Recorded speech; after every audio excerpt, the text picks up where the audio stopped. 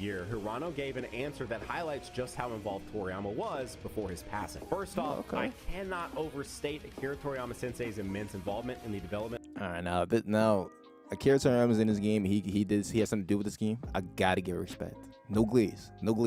As you know, a true Dragon Ball fan, I gotta get this game now. Even if I don't agree with certain things, I have to. What is up, YouTube? How you guys doing? Welcome back to some more Dragon Ball content, guys. Today we're gonna be watching or reacting to Nano's video of Xenoverse 3. Apparently this video, he is going to leak some not leak information, but basically Rhinestar, or I guess Bandai, wherever he went to Bandai, and he got some information, and they gave him information about Xenoverse 3 and more things about it. So, you know, today we're gonna react to it, and I watched a little bit of the video, and I ain't gonna lie, bro. Not gonna lie. Baby, look, you know what I'm saying? As a true Xenoverse demon, a vet at Xenoverse 2, you know, you guys see my previous videos past 2 years before Sparking Zero. We was Xenoverse, we was dominating, putting paws on niggas, putting hands on content creators, different type of content creators, you know, that was getting their views on Xenoverse. You know, we was always the underdog, we still is the underdog. And I just want to say, as a Xenoverse vet, I'm a little excited for Xenoverse 3 after watching this video. So I'm gonna watch for you guys when react. So without further ado, guys, let's get into it.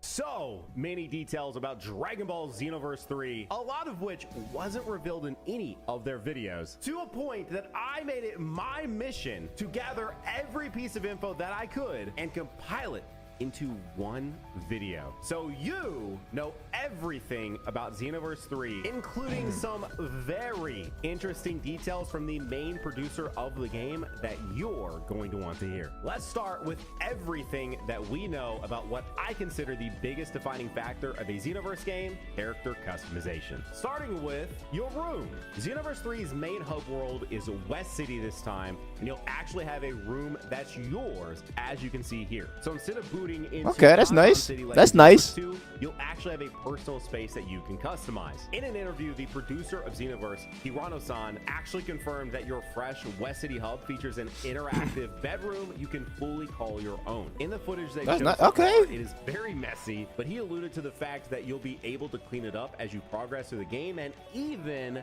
be able to customize it to make it your own. This addition perfectly captures the— Now that's good right there. That's creativity. I'll give you props to that Xenoverse 3. I'll give you props because, you know, these past 2 videos I've been hating, so I got to show a little bit of love because I know the only problem I have with y'all Xenoverse fans is that you guys are too toxic for me. Like, you guys think the game is perfect. There's flaws in every game, but there's also a lot of flaws in Xenoverse. So I had to narrow down the flaws. I had to keep y'all guys humble.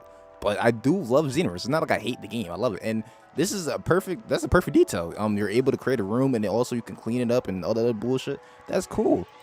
I like that. Good job, Xenoverse. It's your own room inside the world of Age 1000. This is just one part of what makes Xenoverse 3 feel even more like an MMO than Xenoverse 2, but we'll get to more of that in just a moment. True. Now, let's talk about the actual character creation. All right, now this is what we want. This is what we want. This is what we want. This is Xenoverse 2. Yep. In an interview, Hirano said this when asked about fighting styles. When we initially mapped out development, we experimented with a traditional subtraction style system. However, we realized that in the world of Dragon Ball, every single character ultimately wants to become the ultimate multi-talented warrior. Because of that, we shifted completely to an addition style system. Instead of locking you into narrow archetypes, players have the absolute freedom to dynamically swap different skills, attributes, and styles in and out. So with that, okay, Xenoverse. Oh, I didn't know y'all had that in your bag. Look, now that's another W. That's another W. That's another W. I was right there.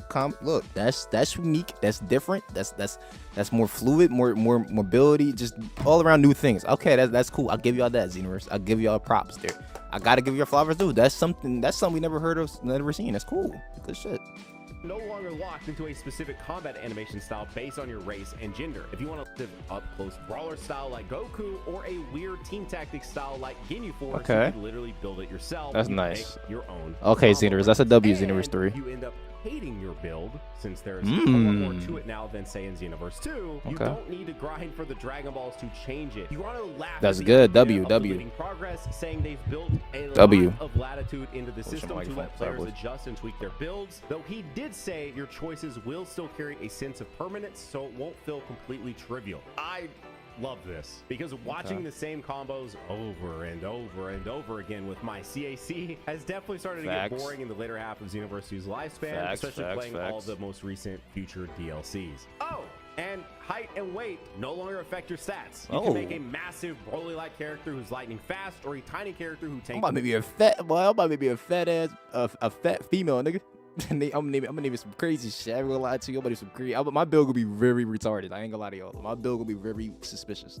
Not like that, but it's gonna be very weird. Then in terms of potential new races for your created character, I know a lot of people have been asking for a lot of different and new customization with that. Way too many games reported on some behind closed doors gameplay, which I believe is basically what everyone had access to, but they stated you will be able to create a character with a ton of custom ability and choose between various races, with Bio Android and Kaioshin being newly added races. Besides the new races, the previous 5 races are also getting deeper and expanded transformations. Now, I just want to say the Bio Android and Kaioshin claims haven't been confirmed yet, because I believe this is the only website that is actually reported on that. But I will say those do seem likely, as they are obviously trying to expand the character customization here in Xenoverse 3. And specifically, I know Bio. That's the one thing I like about Xenoverse 3 is that's the one thing I do give them props, is that they are trying to expand the customizations and go more with content, and I give them the props. I give them flowers at that. They're doing something that no anime game is doing, and that's content, and that's a lot of content they're trying to put out there.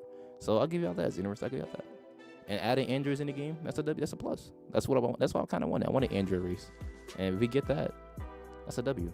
Android is one that has been asked for years now from the Xenoverse community. Maybe Super 17 build. Those are true. Next up is Xenoverse 3's combat system. If you look there we go. That's what I need. This is what I need. You'll notice something massive is missing now, and that is the key meter is completely gone. Instead, Xenoverse 3 is utilizing a cooldown system. Every super attack and strike operates on an individual timer, which actually makes me think a lot of like a MOBA here.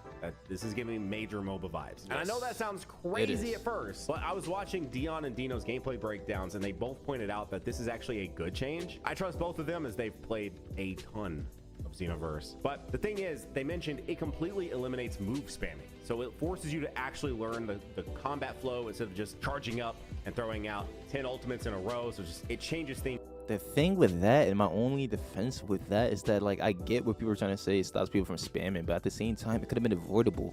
Like, I know there were certain abilities where you couldn't, it's hard to counter, but those type of counters, we could have did a nerf, we could have nerfed something or buff, like we could have changed around a little fix. Like, there was kind of no need for us to change it, but I mean, I don't know. Here's the thing. That's just the beginning of changes they've made in Xenoverse 3, because the stamina system also got a massive overhaul. It's no longer sitting in the top left corner of the screen. You'll notice right here, it's a small meter attached directly to your character and also on your enemies, which is actually nice because you can easily see. So that's your stamina.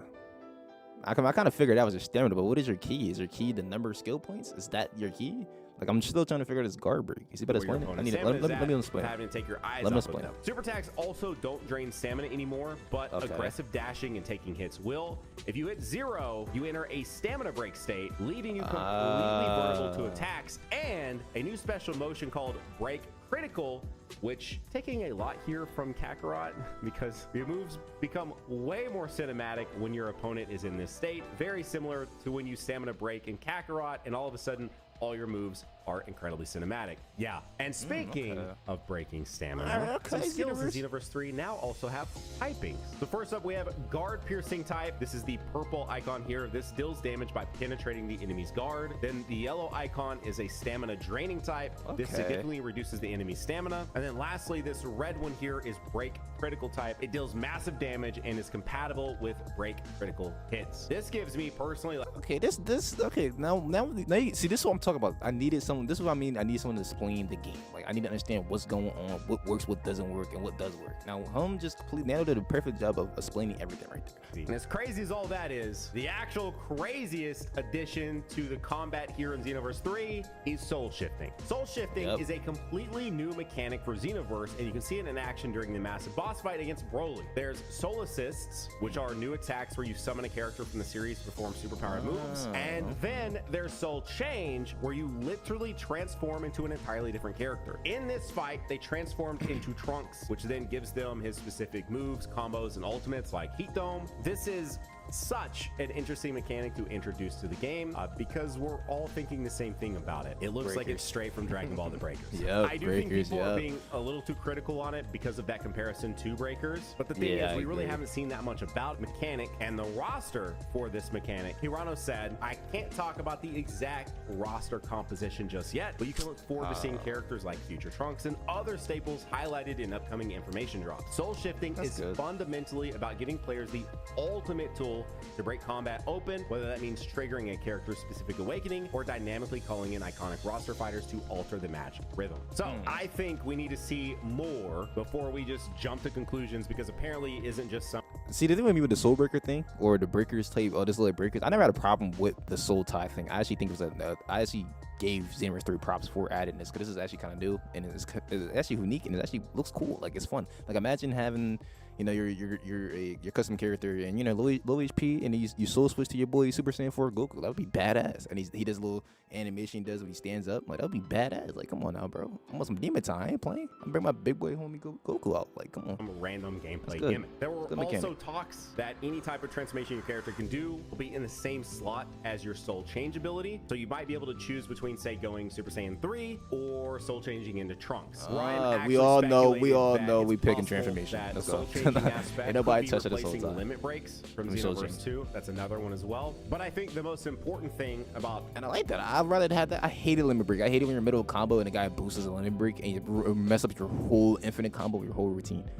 Yes, take out limit break. I didn't like limit break. That's one thing I did not like from Xenoverse 2. All this soul switching and soul changing and soul assist is that Hirano actually confirmed that there is a concrete logical backbone in the lore for why this is happening in Age 1000, and it ties directly into Akira Toriyama's world building. And speaking of Toriyama, it's time to discuss the story of Xenoverse 3, because this isn't another Xenoverse 1 and 2 situation. Xenoverse 3 takes place exactly 148 years after Xenoverse 2, landing us exactly in, you guessed it, Age 1000. When asked why they chose this specific year, Hirano gave an answer that highlights just how involved Toriyama was before his passing. First off, I cannot overstate Akira Toriyama Sensei's immense involvement in the development. All right, now Akira Toriyama's in this game. He has something to do with this game. I gotta give respect.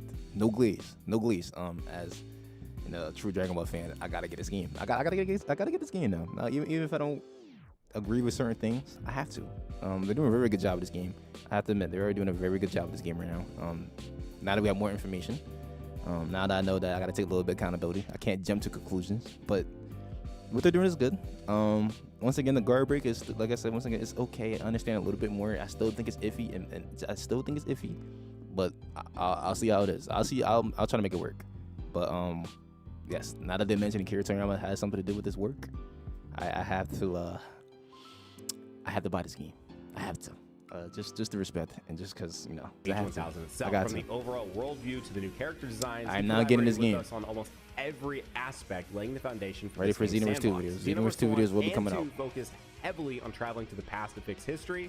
For the third entry, we wanted to look forward, setting it hundreds of years into the future, provides an entirely unknown territory for the fans and for us as creators to like explore. that. So that's good. Xenoverse 3, Got a W. he stated that we are looking at a 20 to 30 hour cinematic campaign, depending on, of course, you know, the player's pace. Hirano was also asked about co-op, and he said structurally it's a dedicated single player experience where you're part of the GS squad, interacting with familiar characters, but the story is focused entirely on your avatar's unique journey. So not so much about playing the events of Dragon Ball, right, and just putting a bit of a twist on it, but more about creating an actual new journey that is unique to, you know, us as our players and somebody that's part of the GS squad, which I saw was apparently Saiyan squad. I honestly thought it was gonna be a great Saiyan Man squad, but it's great Saiyan squad apparently. Now, to say that multiplayer isn't still a focus for Xenoverse 3. All right, now this is the big dog. 50-50 split in development resources between the single player narrative and the online multiplayer sandbox, and that both sides of the game received an equal amount of deep focus and development resources. And the absolute biggest win in terms of almost anything you said in any of these interviews, full